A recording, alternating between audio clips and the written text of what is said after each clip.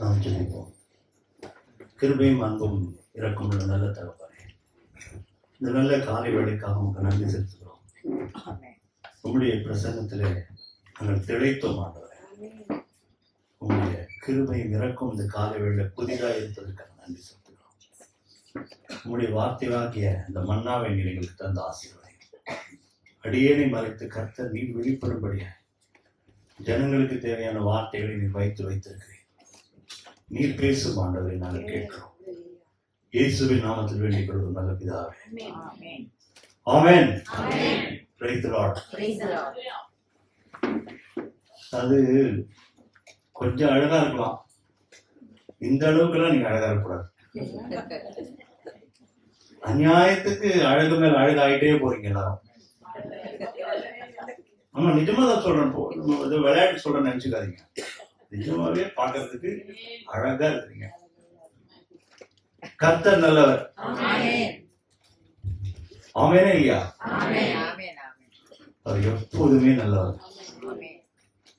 நமக்கு அந்த சந்தோஷம் சமாதானம் அவர்கிட்ட இருந்தா கிடைக்கும். அது ஹாப்பினஸ் ஒரு வார்த்தை இருக்கு, ஜாய் அப்படின்னு ஒரு வார்த்தை இருக்கு. ஆனந்தம், பேரானந்தம், பரிசுத்த ஆவியினால் உண்டாகும் சந்தோஷம், நல்ல வசனம். அது தேவனுடைய ராஜ்யம் புசிப்பும் குடிப்பும் அல்ல, நீதி சமாதானம் பரிசுத்த ஆவியினால் உண்டாகும். இதுதாங்க தேவனுடைய ராஜ்யம். வேற எதுவும் கன்ஃபியூஸ்லாம் நீங்க பண்ணிக்க வேண்டியதில்லை. தேவனுடைய ராஜ்யம் இவ்வளவுதான், வேற எதுவுமே கிடையாது. பாஸ்டர் ஒரு இன்ஸ்ட்ரக்ஷன் கொடுத்துருக்காரு. 45 நிமிஷத்துக்கு மேல நீங்க பேசினியா அடுத்த தடவை மேடையில் ஏற்ற மாட்டேன் அப்படின்னு சொல்லல. அது அந்த மினிமம் அந்த டிசிப்ளினாவது வேண்டாமா அப்படின்னு கேட்டபோது எனக்கு சுருக்குன்னு குத்திச்சு. கரெக்ட். ஒரு வார்த்தை சொல்றோம், ஒரு ஊழியம் செய்யறவங்களுக்கு இது கூட இல்லைன்னா அப்புறம் என்ன இருக்கு. அதுக்காக ஒரு டைமர் போட்டு வச்சிட்டேன். ஆண்டவர் நல்லவர். பெரிய பீடிகள்லாம் போடாம நேர விஷயத்துக்கு வந்துடும். என்னன்னா, ஆண்டவர் நமக்குள்ள ஒரு இந்த குவாலிட்டி, இந்த கேரக்டர் இருக்கணும்னு விரும்புறார். என்ன கேரக்டர் தெரியுமா? ஒரு நன்றி உள்ள ஒரு இருதயம். கர்த்தருக்கு நன்றி செலுத்திக்கிட்டே இருக்கலாம். கரெக்டா இல்லையா? நீங்க நன்றி செலுத்த செலுத்த செலுத்த நன்மைகள் நடந்துகிட்டே இருக்கும். அதை மிஸ் பண்ணிடுறோம். இருக்கிறதுக்கு நன்றி சொல்றதுக்கு மறந்துட்டு இல்லாதவர்களுக்காக புலம்புறோம். எப்படி? இருக்கிறதுக்கு நன்றி சொல்ல மறந்துட்டு இல்லாதவர்களுக்காக புலம்புறோம். பிசாசு ஆதியாகமத்துல பார்க்கிறோம். ஏவாள்கிட்ட கேட்கிறது என்னன்னா, இந்த இந்த விருட்சங்கள் எல்லா கனிகளையும் புசிக்க கூடாதுன்னு உங்கள்கிட்ட சொன்னாரா? எப்படி? கேள்வி எப்படி இருக்கு? இந்த கனியெல்லாம் புசிக்க கூடாது அப்படின்னு ஏதாவது உங்கள்கிட்ட சொன்னாரா? இல்லையா, அப்படிலாம் ஒன்றும் சொல்லியா. இவங்க பயங்கர கிரிமினல் ஆச்சே. எதுக்கு சொல்றேன்னா, மனுஷனுடைய மனதுல ஆசைகளை விதைக்கிறது. என்னது?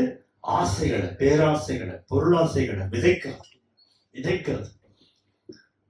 அதாவது இந்த உலகத்தோட தத்துவங்கள்லாம் நமக்கு உதவாதுங்க. எதெல்லாம் உதவாது?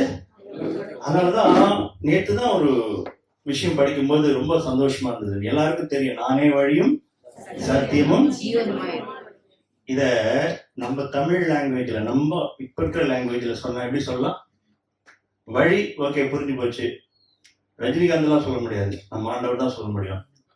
இப்போ வழி அவர் தான். சத்தியம்னு சொன்னா டக்குன்னு புரியாது. நான் தான் உண்மை. எப்படி இருக்கு?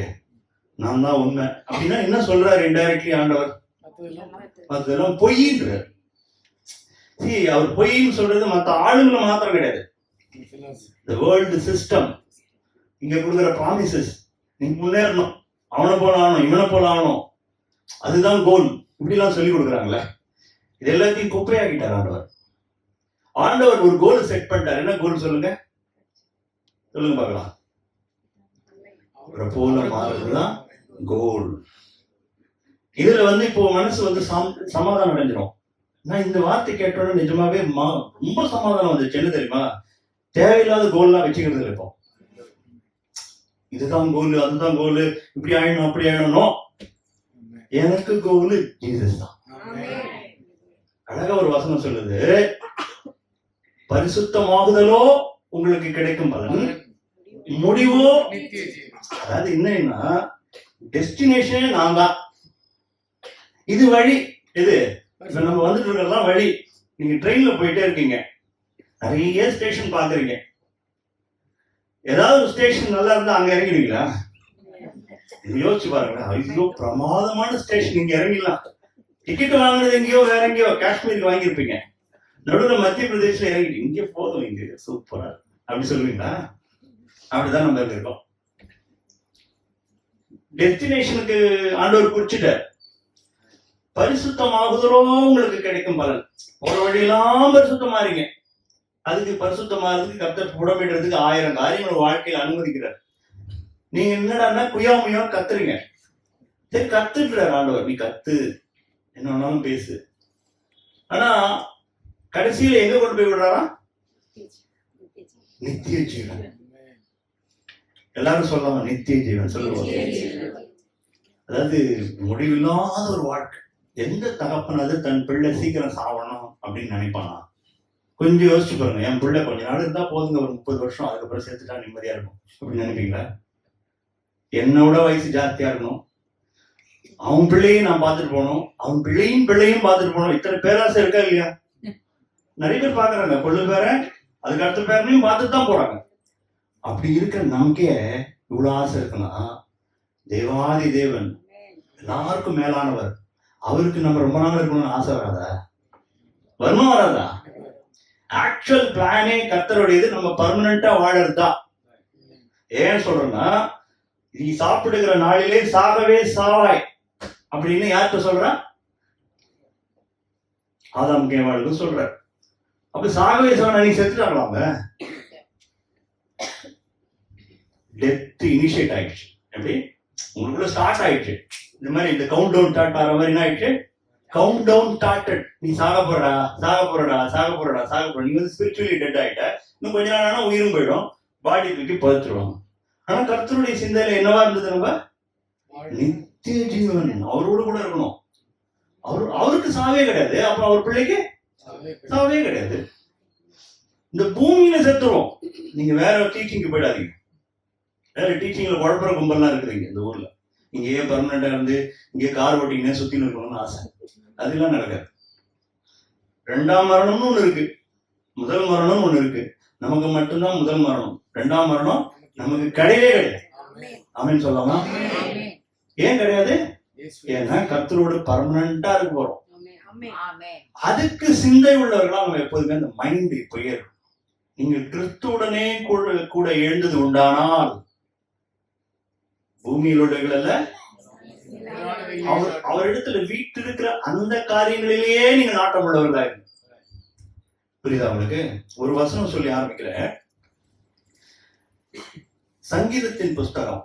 ஆக்சுவலி நான் சொல்ல வந்தது வேற, ஆனா கர்த்தர் எப்போதுமே ஆரம்பத்தில் ஏதாவது 1-2 வேர்டு சில காரியங்கள் சொல்ல வைக்கிறார். சங்கீதம் 100வது சங்கீதம் 4வது வசனம் பார்த்தீங்க. அவர் வாசல்களில் துதியோடும் அவர் பிரகாரங்களில் புகழ்ச்சியோடும் பிரவேசித்து அவரை துதித்து அவருடைய நாமத்தை ஸ்தோத்திரியுங்கள். அவருடைய இங்கிலீஷ்ல யாராவது வாசிக்கலாம், இன்னும் நல்லா இருக்கும். Enter his gates with thanks இருக்கும். வாசிங்க. Enter into his gates with thanksgiving and into his courts with praise. Be thankful to him and bless his name.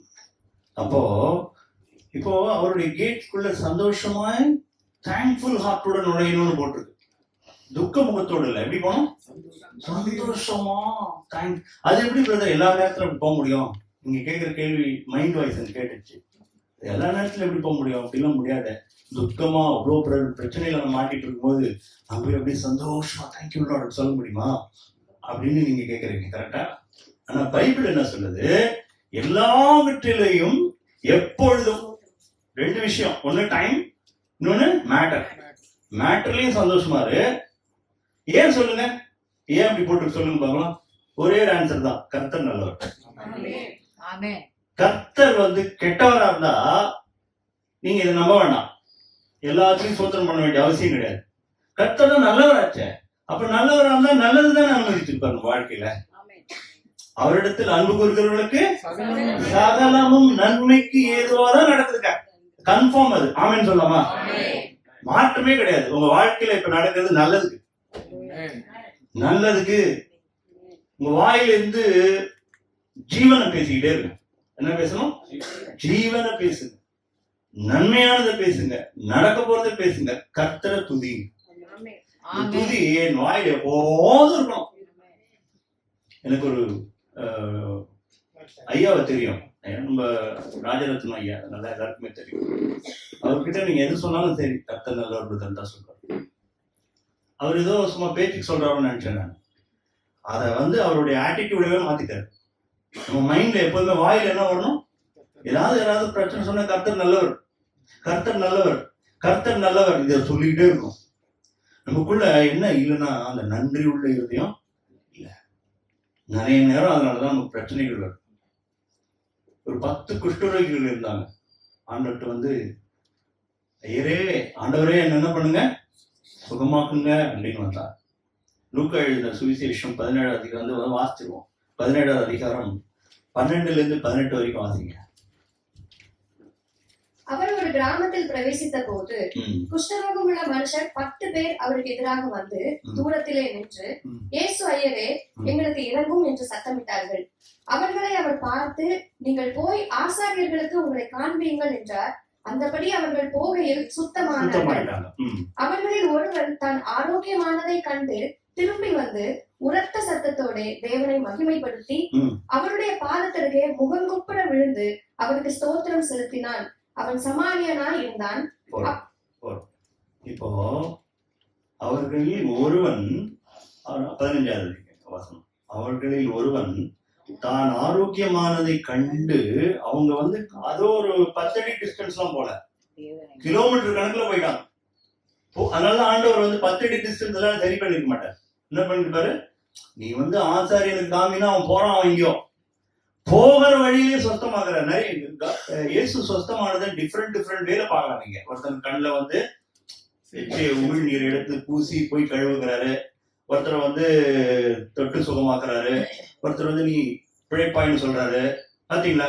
நிறைய இடத்துல பார்த்தா எல்லாரையும் கீழே போயிட்டு இவர் தூங்கிட்டா இருக்க, எழுந்துரு, தலித் தொகுமி எழுந்துருன்ற. சோ ஜீசஸோட ஹீலிங் பார்த்தா டிஃப்ரெண்டா இருக்கு. இப்போ இந்த ஹீலிங்ல என்ன சொல்ல, நீ போகும்போதே சொஸ்தமாறாங்க. ஆனா திரும்பி ஒருத்தன் வந்தான். ஏன் திரும்பி ஒருத்தன் வந்தான்? மகிமைப்படுத்துறதுன்னா பெரிய வார்த்தை, நம்மளாம் அது வேண்டாம். சிம்பிளா சொல்றேன்னா, நன்றியோட திரும்பி பார்க்க வரோம். நன்றியோட இருக்கிறவன் இயேசு கிட்ட திரும்பி வருவான். எல்லாரும் இயேசு கிட்ட போவாங்க. நன்றியோட இருக்கிறவங்க என்ன பண்ணுவாங்க? திரும்பி வந்துருவாங்க.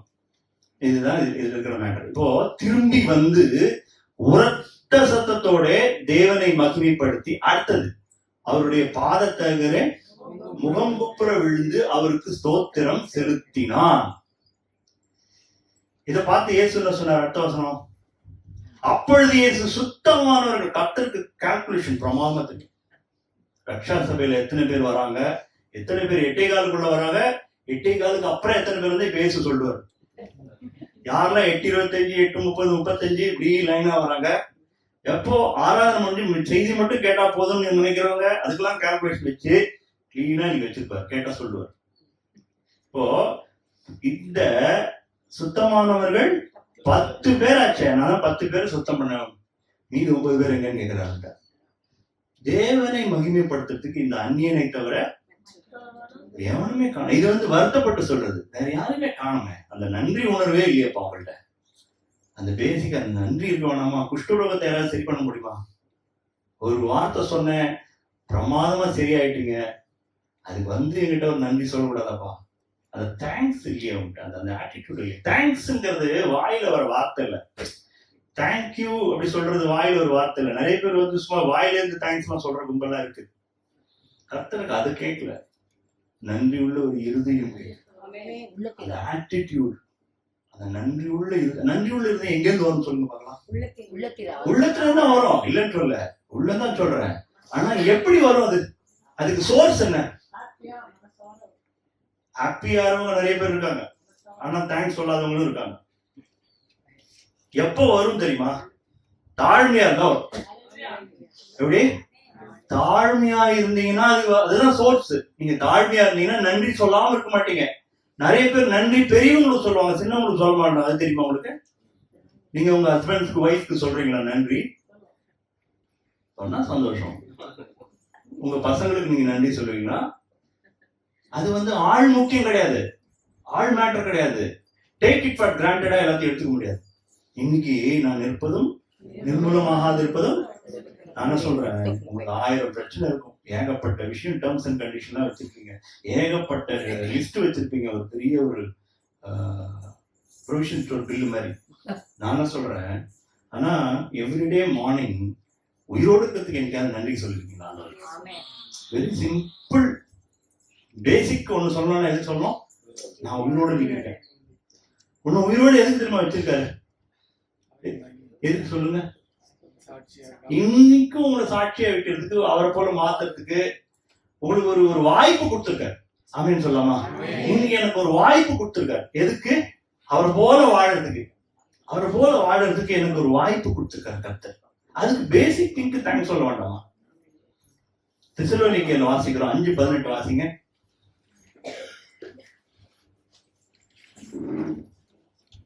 குயிக். எல்லாவற்றிலேயும் ஸ்தோத்திரம் செய்யுங்கள், அப்படி செய்வதே கிறிஸ்து இயேசுவுக்குள் உங்களை குறித்த தேவனுடைய சித்தமாய் இருக்கிறது. என்ன சித்தம்? எல்லாவற்றிலேயும் ஸ்தோத்திரம் செலுத்துங்கள், அப்படி செய்வதே.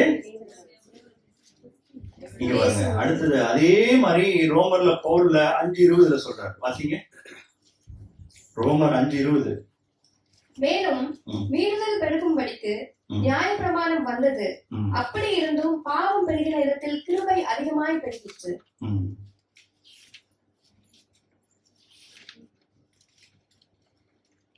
இல்ல, இந்த வசனம் எப்படின்னா, நம்முடைய கர்த்தராகிய இயேசு கிறிஸ்துவின் நாமத்தினாலே எப்பொழுதும் எல்லாவற்றிலேயும் பிதாவாகிய தேவனை ஸ்தோத்தரித்துன்னு வரும். சாரி, நான் வசனம் தப்பா சொல்லிட்டேன்னு நினைக்கிறேன். இப்போ தெசலோனிக்கேயர்ல வாசிக்கிறது என்ன? நீங்க எல்லாவற்றிலும் ஸ்தோத்திரம் செலுத்துங்கள், அப்படி செய்வதே கிறிஸ்து இயேசுவுக்குள் உங்களை குறித்து தேவனுடைய சித்தம். அவர் எதிர்பார்க்கிறார், நீங்க தேங்க் பண்ணணும்னு எதிர்பார்க்கிறார். எல்லாமே எனக்கு நல்லதுதான் ஆண்டவரே அப்படின்னு நீங்க ரெக்கக்னைஸ் பண்றீங்கன்றதுக்காக அவர் எல்லாத்துக்கும் தேங்க்ஸ் உங்கள்ட்ட இருந்து எதிர்பார்க்கிறார். இந்த இடத்துல ரோமர்ல இவர் சொல்றாரு, என்ன சொல்றாரு? எல்லாவற்றிலும் எப்பொழுதும். இந்த வாயில என்ன இருக்கணும்? நீங்க இதை பண்ணி பாருங்க உங்க லைஃப்ல. இதை பண்ணி மட்டும் பார்த்துட்டு நீங்க எனக்கு சொல்லுங்க. நான் பிரைசிங்லயே காரியம் முடிச்சுட்டு போயிடுறேன் இப்பெல்லாம். நிஜமா சொல்றேன், டெய்லி ப்ராப்ளத்துக்கு வெறும் பிரைசிங்லயே வேலை முடிஞ்சிடுது. உட்காந்து ரொம்ப பிரச்சனை, 360 டிகிரி ட்ரபிள் இருக்கு, உட்காந்து ஒன்னும் பண்ண மாட்டேன். என்ன பண்ணுவோம் சொல்லுங்க? ரொம்ப நன்றி. பிரேயர் கூட வேண்டாம், அந்த இந்த காரியத்துக்காக அப்படின்னா கூட கஷ்டப்படவே வேண்டாம். நன்றியுள்ள இதயத்தோட, எனக்கு கர்த்தர் இன்னைக்கு இந்த காரியத்தை அனுமதிச்சிருக்கா நன்றி. அது யோபு சொல்றான், கர்த்தர் கொடுத்தார், கர்த்தர் எடுத்தார், கர்த்தர் கொடுத்தா மட்டும் ஸ்தோத்திரம் சொல்லாதீங்க, எடுத்தாலும் ஸ்தோத்திரம். கொடுத்தாலும் நல்லது, இல்ல இப்படி சொல்லுங்க, கொடுத்தா நல்லது, எடுத்தா ரொம்ப நல்லது. புரியுதா உங்களுக்கு? அப்போ எதுவுமே ஒருத்தர் கர்த்தர் கொடுக்குறாரு உங்கள்கிட்ட, கர்த்தர் எடுக்கிறார். எடுக்கும் போது கோவப்படாதீங்க, வருத்தம் அடையாதுங்க, மனம் அடிவாக காக்காதீங்க. என்ன சொல்லுங்க? நன்றி ஆண்டவரே. உமக்கு தெரியும், அதுதான் ஏன் நல்லவர் சொல்லுங்க, உமக்கு தெரியும் ஆண்டவரே, வாழ்க்கையில வந்தது உமக்கு தெரியும், நீங்க பண்ணீங்கன்னா அது கரெக்டா தான் இருக்கும். அப்படி ரெகக்னைஸ் பண்ணணும் லைஃப்ல. இன்னொரு வசனம் வாசிப்போம், 2 தீமோத்தேயு. இதுக்கு அப்படியே ஸ்ட்ரெயிட் ஆப்போசிட். 2 தீமோத்தேயு 3ஆம் அதிகாரம் 2-5 வசனம் கடகடன் வாசிப்போம்.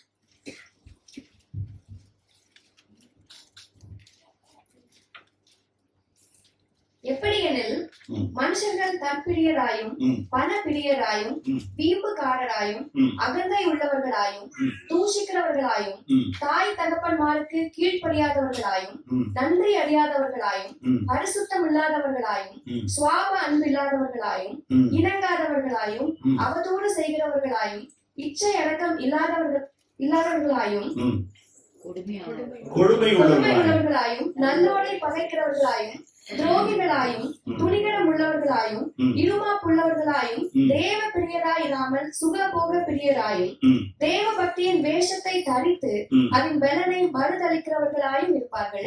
இப்போ நீங்க முதல்ல ஆரம்பிக்கும் போது மனுஷன் ஆரம்பிச்சோன்னா யாரையோ சொல்றாரு போல இருக்கு பவுல்னு நினைச்சிருப்பீங்க. கடைசியா வராது பாருங்க, தேவ பக்தியின் வேஷம்னா நான் தான் கிறிஸ்டியன், நான் தான் ஆண்டவரோட புள்ள அப்படின்னு நான் சொல்லிக்கிறேன். ஆனா என்னெல்லாம் இருக்கு என்கிட்ட, என்னெல்லாம் இருக்கு இந்த லிஸ்ட்ல இருக்கிறது எல்லாத்துலயும் அட்லீஸ்ட் ஒரு 75% என்கிட்ட இருக்கா இல்லையா? சரி, நான் தாய் தகப்பன்மாருக்கு கீழ்ப்படியாத, அது ஒரு வசனம் ஒண்ணு நமக்கு தான் இன்னைக்கு டாபிக் ஓகேயானது ஒண்ணு இருக்கு, நன்றி அறியாதவர்களாயும் இருக்கிறார். One of the mark of unbeliever, தேவன் மேல பிரியம் வைக்காதவனுடைய அடையாளம் என்னது? நன்றி அறியாதவன், நன்றி கெட்டவன். நம்ம சொல்றோம்ல, யாராவது உதவி செஞ்சா நன்றி கெட்டவங்களா இருக்காங்கப்பா, எவ்வளவு செஞ்சிருக்கோம், கொஞ்சமாவது நன்றி இருக்கா அவங்களுக்கு?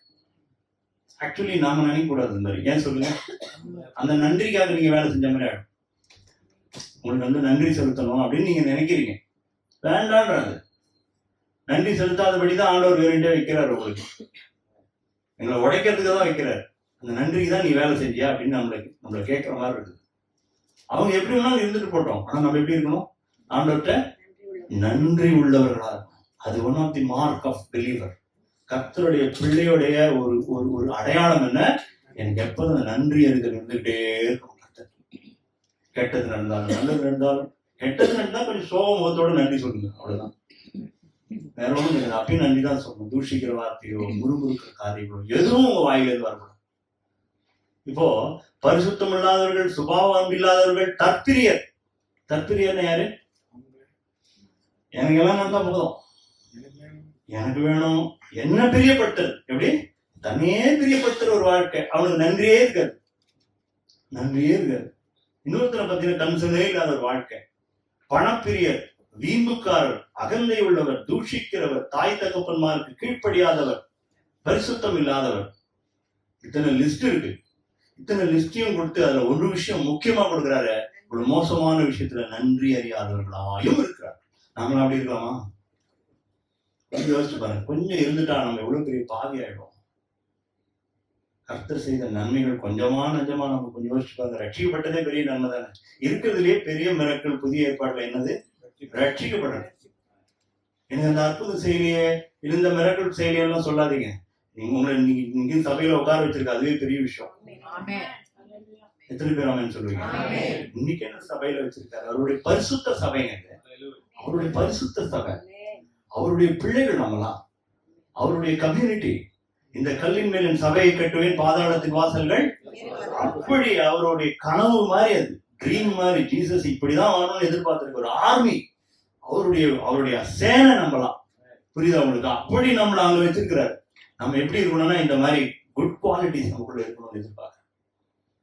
அடுத்த வசனம் வாசிப்போம். ரோமருக்கு எழுதின நிருபம் 1வது அதிகாரம் 21வது வசனம் வாசிங்க. அவர்கள் தேவனை அறிந்தும் அவரை தேவன் என்று மகிமைப்படுத்தாமலும் ஸ்தோத்திரியாமலும் இருந்து தங்கள் சிந்தனைகளினாலே வீணரானார்கள். உணர்வில்லாத அவர்களுடைய இருதயம் இருளடைந்தது.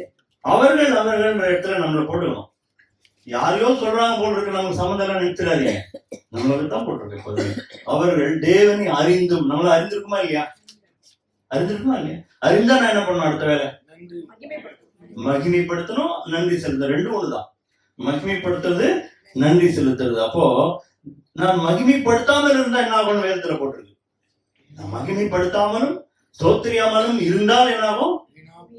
சிந்தனை வீணாப்படும், அப்புறம் உணர்வில்லாமல் போயிடும், இருள் அடையும். இருள்னா என்னன்னு உங்களுக்கே தெரியும். நம்மள வெளிச்சத்தின் பிள்ளைகளாய் வெளிச்சம் உண்டாக கிடையாது. ஃபர்ஸ்ட் வார்த்தை பைபிள் என்னது? ஃபர்ஸ்ட் வார்த்தை ஆண்டவரோட வாயிலிருந்து பிறந்தது என்னது?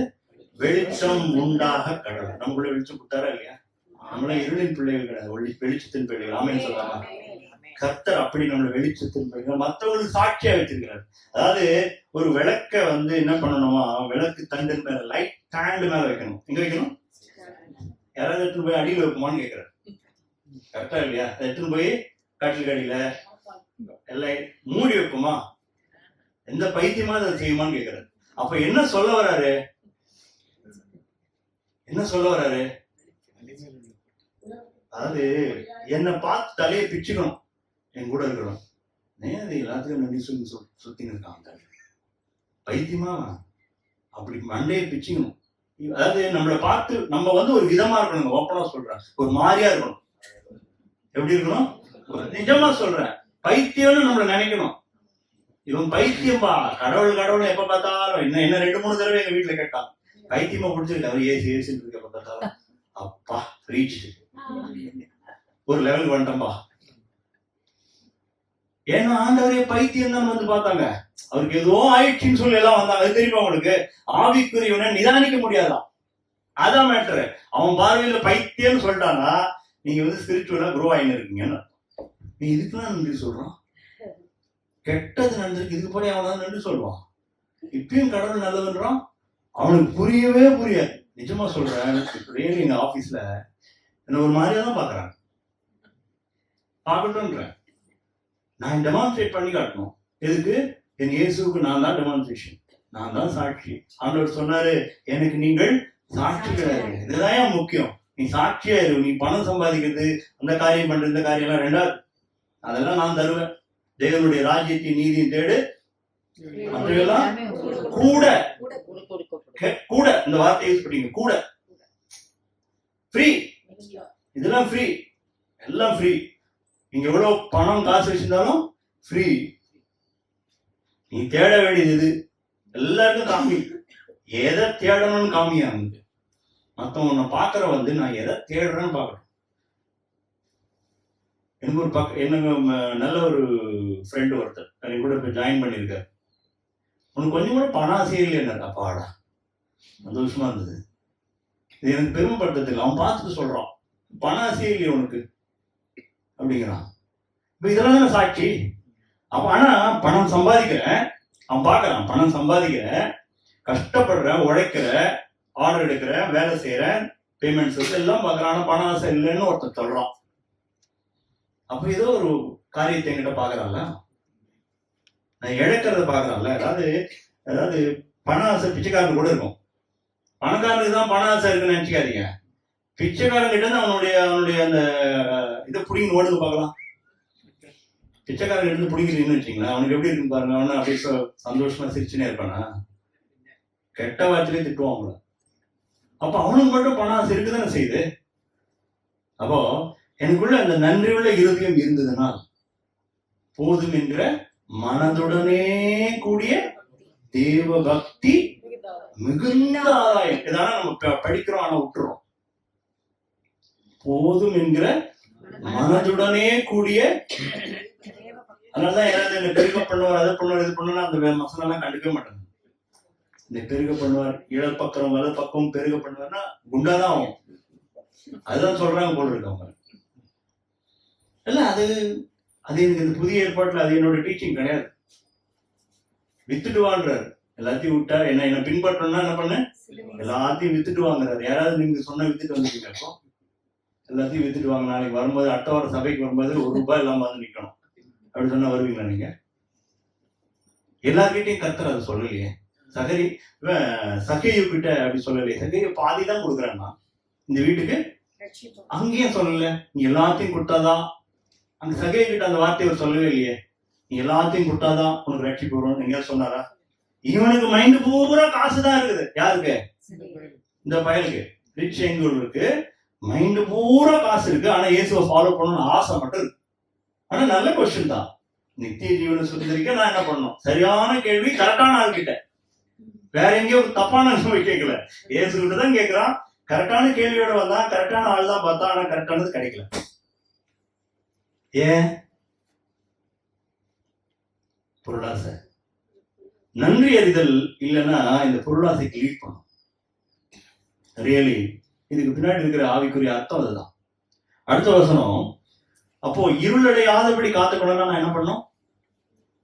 இருளடையாதபடி காத்துக்கலாம் என்ன பண்ண? என்னுடைய இருதயம் நன்றி உள்ளவர்களாய் தேவனை மகிமைப்படுத்துறா எப்போதும். என் தேவனை விட்டு கொடுத்துருவே கூடாதுங்க. என்னுடைய சக மனிதர்கள் கிட்ட என் தேவனை விட்டு கொடுத்துருவே கூடாது.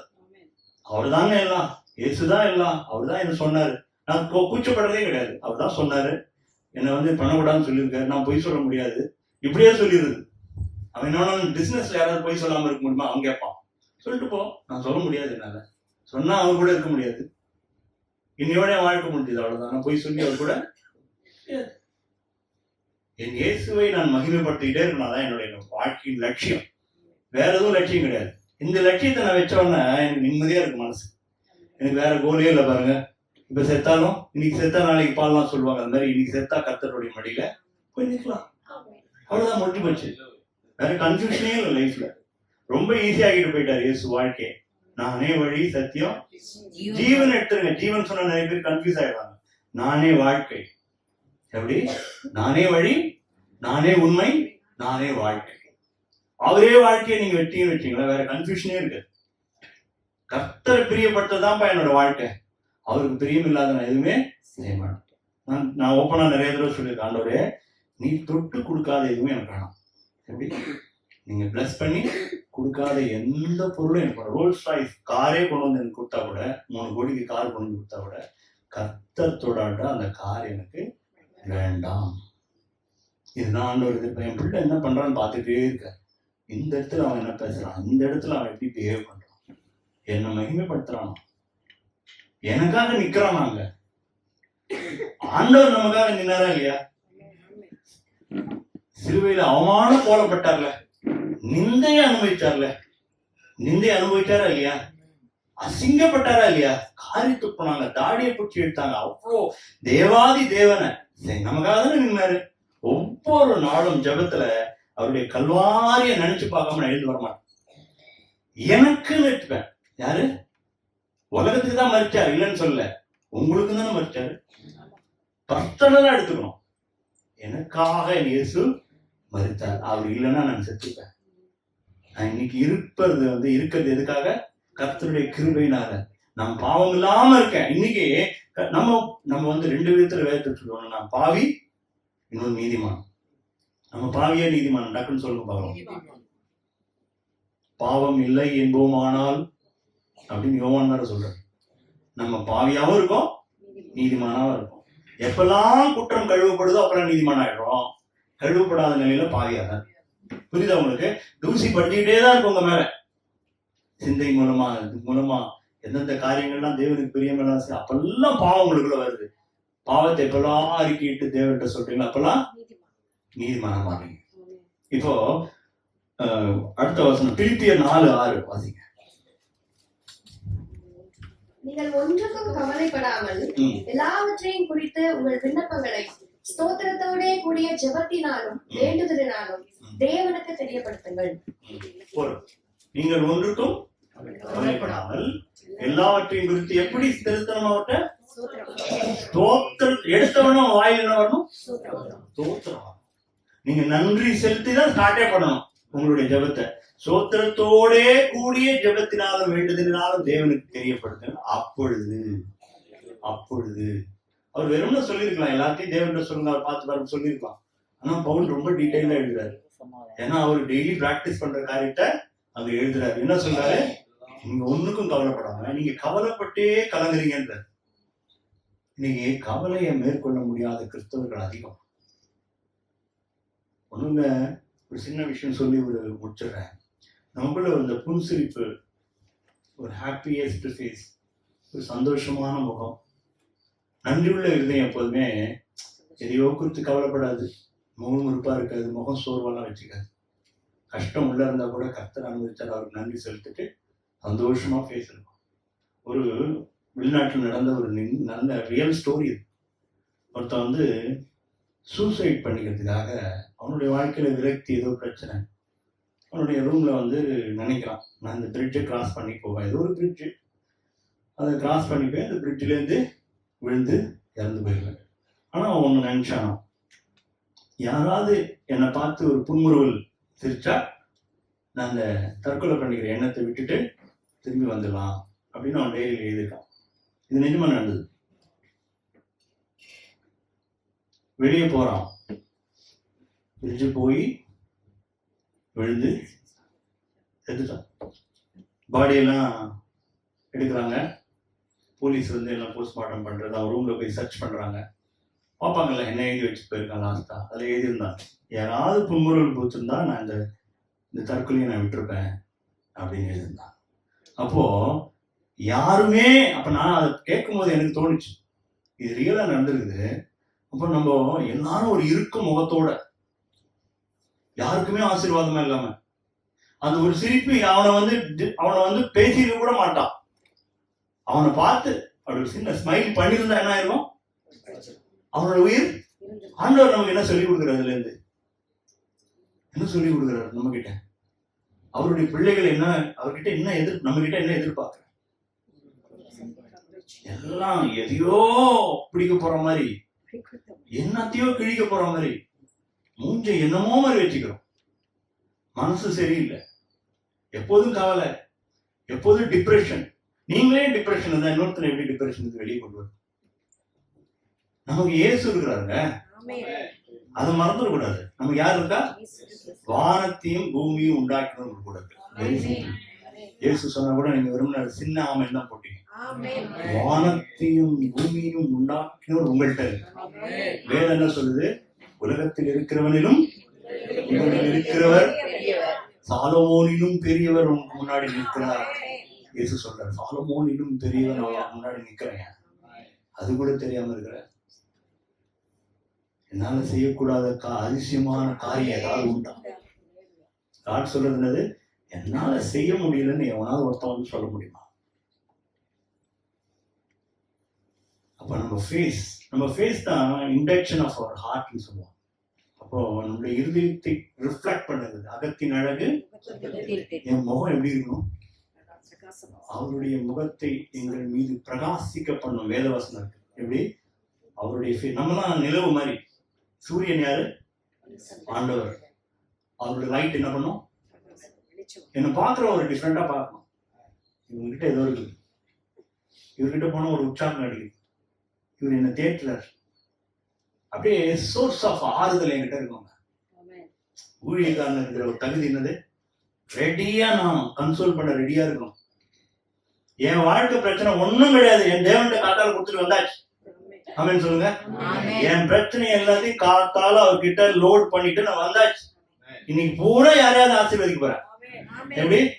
இன்னைக்கு போன ஒரு 10 பேராவது ஆசீர்வதிச்சுதான் வருவேன். இதுதான் என் கோல். இப்படி எடுத்து நான் முடிவேன். பணம், கணம், பிரச்சனை, கடன், வீடு, வாசல் எல்லாம் ஒரு பக்கம் வச்சிருங்க. என் தேவனை இன்னைக்கு நான் போய் டெமான்ஸ்ட்ரேட் பண்றதுதான் என் வேலை. Be serious on that. ஜீசஸ காட்டிடணும் அன்னைக்கு எப்படியாவது.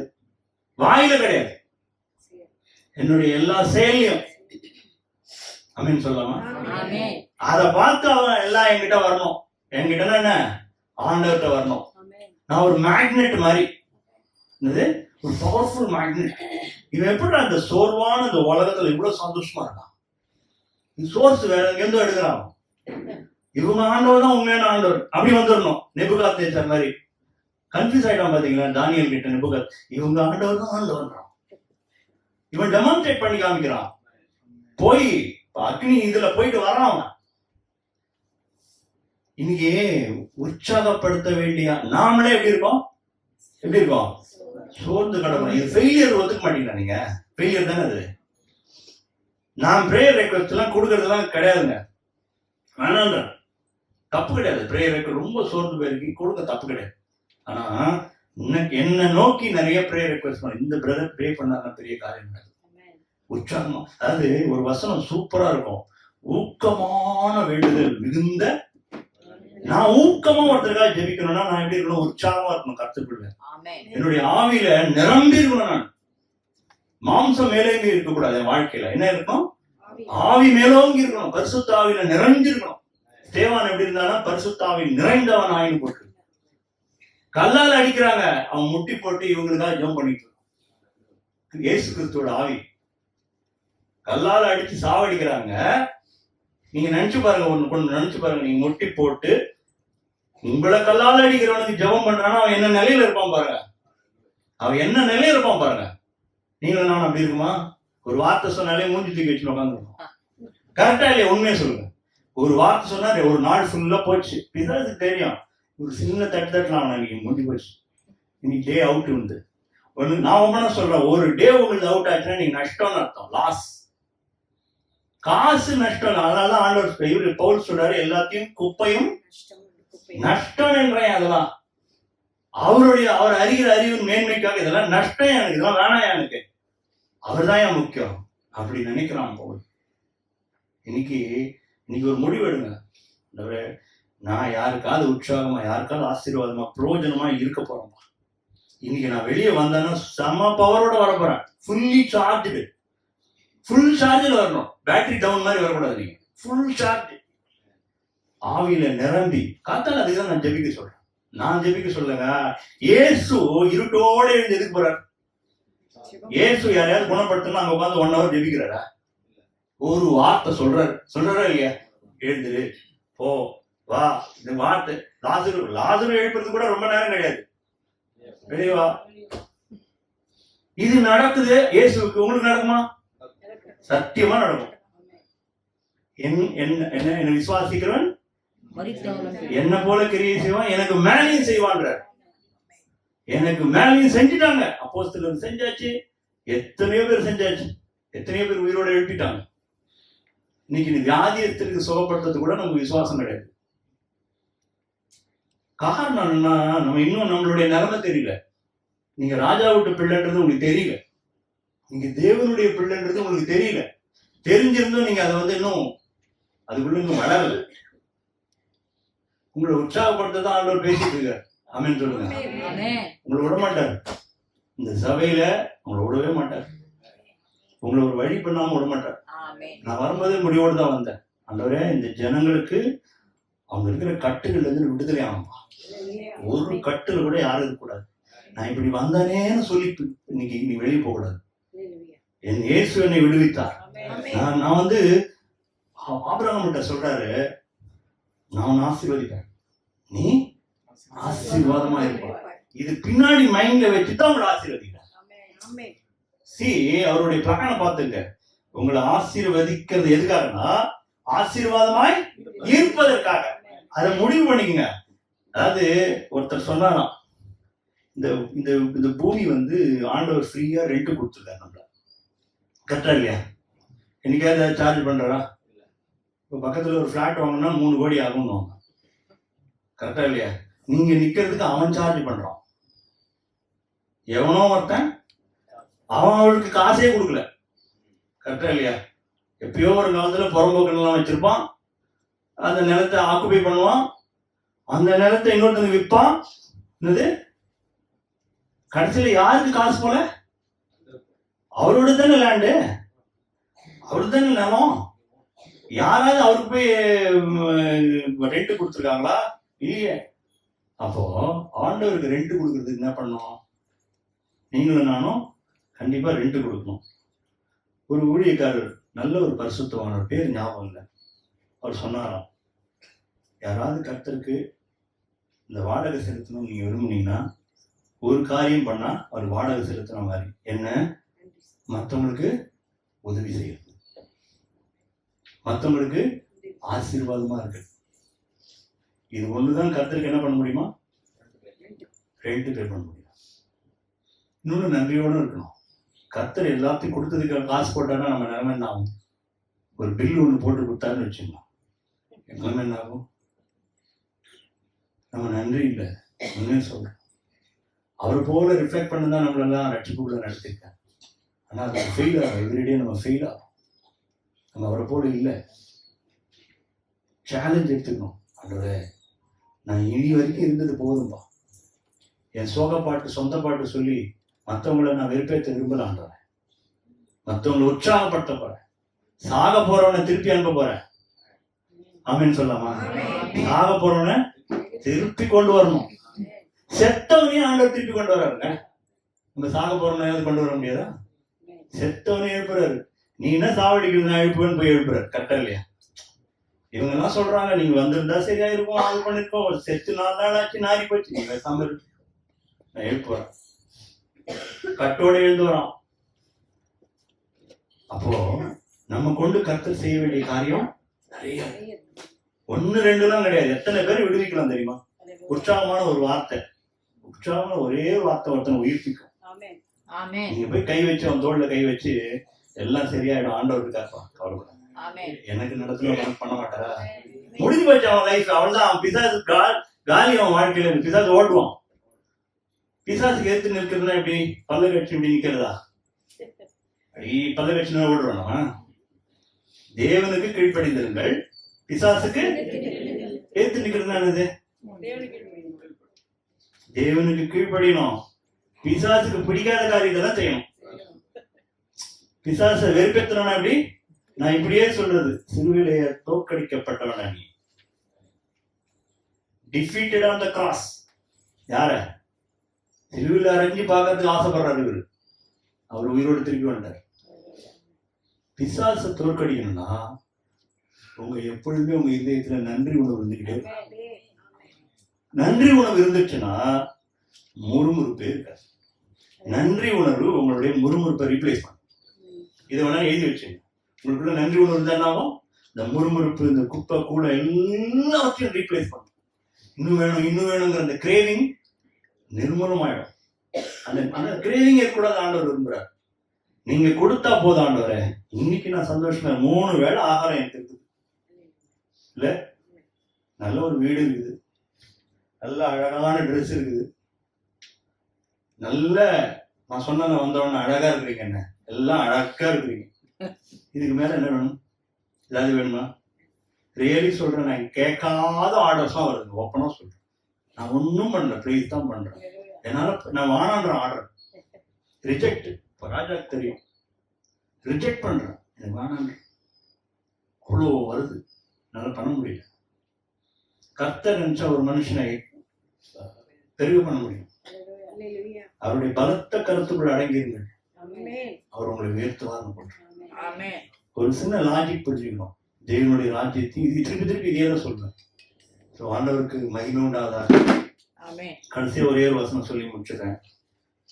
கொலோசியர் 3:15 வாசிங்க.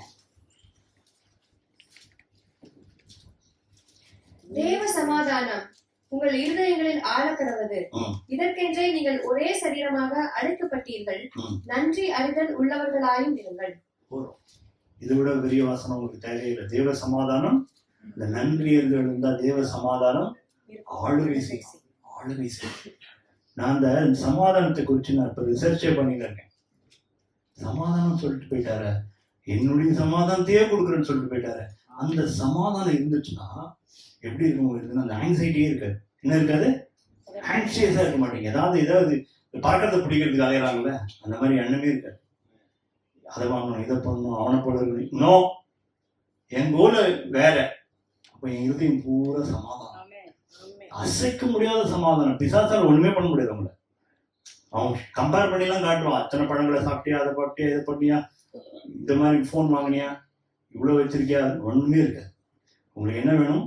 தேவ சமாதானம் உங்கள் இதயத்தில் ஆழக்கடவது, இதற்கென்றே நீங்கள் ஒரே சரீரமாக, நம்மெல்லாம் ஒரே சரீரம். எத்தனை பேர் ஆமென் சொல்றீங்க? ஓ, ஒரே சரீரம். இப்ப இந்த யாராவது இந்த சுண்டு விரல் பார்த்தா எல்லாருக்கும் கிண்டலா இருக்கும். இது சின்னதா தானே இருக்கு. சுண்டு விரல் இருந்தாதான் அவங்களுக்கு சொரியத்துக்கு வசதியா இருக்கு. கரெக்ட் தானே? சொரிஞ்சு பாருங்க, நிஜமா சொல்றேன். அப்போ எந்த அவயமே கர்த்தர் நகத்தை நீங்க யாருமா நகை இல்லைன்னா சொல்லவே முடியாது. அப்போ கர்த்தர் எல்லாத்தையும் நன்மையாக படைச்சிருக்காரு. நான் லாஸ்டா எதுக்கு சொல்றேன்னா, ஒரே சரீரம், ஒரே சரீரம். இப்போ நான் இப்போ இந்த சகோதரி இருக்காங்கன்னா அவங்களுக்கு ஒண்ணுன்னா நான் ஒருவருக்கா கொஞ்சம் பாரம் பண்ணணும். எனக்குள்ள கொஞ்சம் அந்த வருத்தம் வரணும். இவங்களுக்கு அடிபட்டுருச்சு, இவங்களுக்கு ஒரு பிரச்சனை வந்துருச்சு. கர்த்தர் அதுக்குதான் இந்த இதெல்லாம் சேர்த்து வச்சிருக்காரு. தவிர நான் அதுவும் பறக்கிறது பிடிக்கிறதுக்கோ அம்பானியோ அதானியோ எனக்கு முன்மாதிரி கிடையாது. என் இயேசுதான் எனக்கு முன்மாதிரி. அவரை போல என் வாழ்க்கை இருக்குன்றதுல முடிவெடுத்தோம். கர்த்தர் அப்படி நம்மை நடத்துவார். ஆமென். நம்ம ஜெபிக்கலாம்.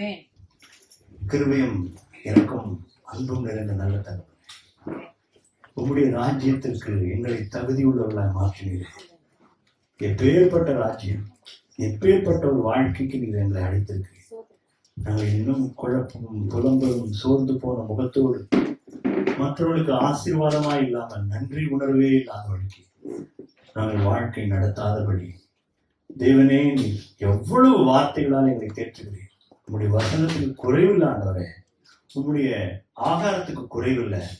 எங்கள் வாழ்க்கையில் நீங்க எல்லாவற்றையும் தேவைக்கு மிஞ்சி வைத்திருக்கிறீர்.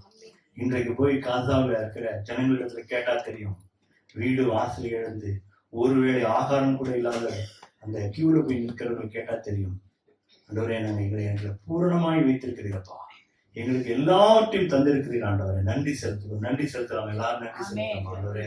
உங்களுக்கு நன்றி ஆண்டவரே, எங்களை உயிரோடு வச்சதுக்கு நன்றி ஆண்டவரே. எங்களை மற்றவர்கள் சாட்சியா வச்சிருக்கீங்க, அதுக்கு நன்றி ஆண்டவரே. எங்களை நீ தெரிந்தெடுத்தீர், அதுக்காக நன்றி. யாரையாவது ஒருத்தரையாவது நான் உற்சாகப்படுத்தணும்ப்பா. ஒவ்வொரு நாள் ஒரு ஆளையாவது எங்க ஆபீஸ்லயோ போற வழியிலயோ யாரையாவது நான் ஆசீர்வதிக்கணும், எப்படியாயிலும் உண்மை பற்றி ஒரு வார்த்தை சொல்லணும் ஆண்டவரே. அதுக்கென்றே எங்களை அழைச்சிருக்கீங்க. நாங்க உங்களுடைய பிள்ளைகள் என்பது என்ன வித்தியாசம் ஆண்டவரே. அந்த நன்றி உணர்வு இல்லாம ஆண்டவரே, அந்த பண ஆசை இல்லாத ஒரு வாழ்க்கை ஆண்டவரே, நாங்க அந்த குழப்பம் இல்லாத ஒரு வாழ்க்கை, நீங்க இயேசுதான் எனக்கு கோல் என்று சொல்லுகிற ஒரு வாழ்க்கை, உமக்கு சாட்சியா இருக்கிற வாழ்க்கை ஆண்டவரே. இந்த ஜனங்களோடு கூட நீர் பேசியிருக்கிறீர் தகப்பனே. இருதயத்துல நீர் ஆண்டவரே விதைகளை விதைத்திருக்கிறீர். இந்த விதைகள் பெருகட்டும், இந்த விதைகள் வளரட்டும் ஆண்டவரே. சாத்தான் ஆண்டவரே எந்த கிரியும் செய்ய முடியாதபடி, சத்துரு எந்த கிரியும் வாழ்க்கையில செய்ய முடியாதபடி தேவன் வேலி அடைத்து பாதுகாத்துக் கொள்ளும். கர்த்தருக்கென்று ஒரு ஜனம் எழும்பட்டும், கர்த்தருக்கென்று ஆண்டவரே மகிமையாய் நாங்கள் எழும்பட்டும் ஆண்டவரே. உடைய கருத்துல எங்கள் யாவரையும் ஒப்புக் கொடுக்கிறோம். பெரிய காரியங்களை செய்யும் இயேசு கிறிஸ்துவின் நாமத்தில் ஜெபிக்கிறோம், ஜீவனுள்ள நல்ல பிதாவே. ஆமென்.